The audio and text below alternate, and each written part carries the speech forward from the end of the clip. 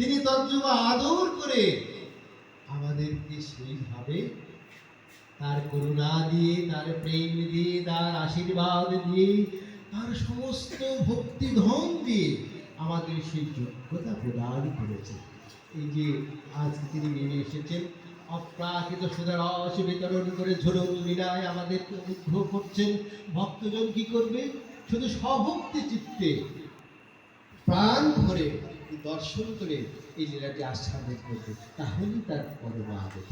শাস্ত্র বলছে যে কোটি কোটি যজ্ঞ করলে যে ফল প্রাপ্ত না হওয়া যায়, কোন জীব যদি স্বভক্তি চিত্তে একটিবার এই ভগবানের ঝুলন লীলা দর্শন করে, তাহলেই তার সেই কোটি কোটি যজ্ঞে ফল প্রাপ্ত হবে। এগুলো বাহ্যিক কথা। বস্তুত ভগবান হচ্ছে তিনি অধিক পাবন, অধিক পাবন।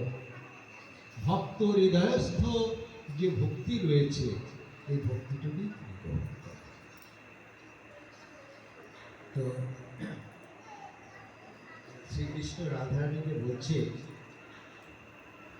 একদা নারদ এসে রাধারানী এবং কৃষ্ণকে প্রণত বিজ্ঞাপিত করে দেবশ্রী বলছেন যে তোমাদের লীলা অনেকদিন আস্বাদন করি না, বড্ড স্বাদ জাগে, একদিন তোমাদের লীলা রাস আস্বাদন করব। নারদ যখন সেখান থেকে তিরোহিত হলেন, শ্রীকৃষ্ণ রাধারানীকে বলছেন, রাধে, এই দেবর্ষি থেকে একটু সাবধানে থেকো, কারণ দেবর্ষির স্বভাবই হচ্ছে কি ব্যতিক্রম, সবসময় ব্যতিক্রম ধর্মী লীলা আস্বাদন করতে চায়। আমাদের ভাগবত প্রবক্তারা কীর্তন অনেকেই নারদ ঋষির এমন উচ্চতায় নামিয়ে আনেন, নিজের দেবর্ষি, যিনি দেব তিনিই ঋষি দেবর্ষি, তাকে এমন উচ্চতায় নামিয়ে আনেন যে একটা কৌতুকপূর্ণ বা একটা হেয় প্রতিপন্ন করেন, এটি অপরাধ হয়ে যাবে। কারণ নারদ সৃষ্টি করেছিল কে?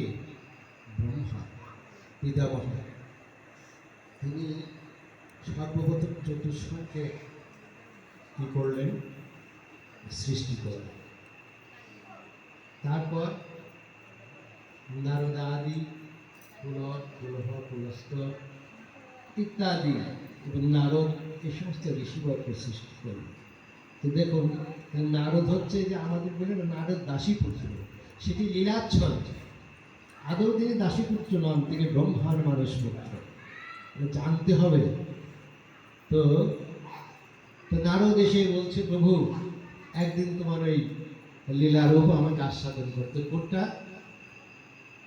যে এই যে শ্রাবণ মাসে যখন বাড়ি বর্ষিত হয়, চতুর্দিকে একটা মায়াবী ভাব এবং বর্ষার সেই ঘন ঘন গর্জন, বিন্দু বিন্দু বৃষ্টিধারা পতিত হচ্ছে, এই যে একটা মায়াময় অপরূপ পরিবেশ, এই সময় তোমার যে লীলা আমার একটু আস্বাদন করতে ইচ্ছা করে।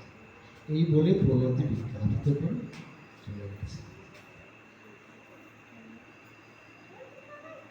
তো ভগবান শ্রীমতী রাধারানীকে বলছে, রাধে, দেবর্ষির নিকট থেকে একটু সাবধানে থাকো। কেন? কারণ তিনি সদা সর্বদাই বিপরীত লীলা আস্বাদনে আগ্রহী।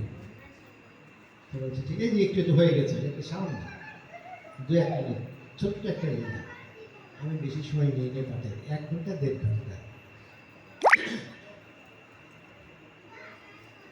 বলে 2-3 ঘন্টা ঠিক আছে, 4 ঘন্টা 5 ঘন্টা অপুরন্ত।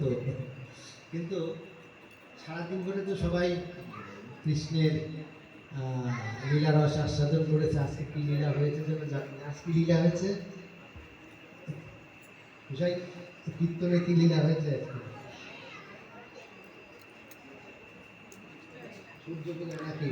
না গোষ্ঠ লীলা হয়েছে। গোষ্ঠ লীলা, হ্যাঁ। যাই হোক, তাহলে গোষ্ঠ লীলা শ্রীরাম সুদাম দাম বহিরামকে সঙ্গে করে আমার শ্রীকৃষ্ণ চলেছেন গোষ্ঠ লীলা সম্পাদন করতে।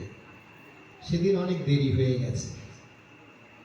এই কথা কথা আরেকটা লীলা একটুখানি বলি, চলে এলে যখন অনেকটা দেরি। কেন দেরি হলো? মা যখন কৃষ্ণের অলকা তিলকায় ভূষিত করে, দেখছে যে কৃষ্ণের বদন ঘরমাক্ত হয়েছে।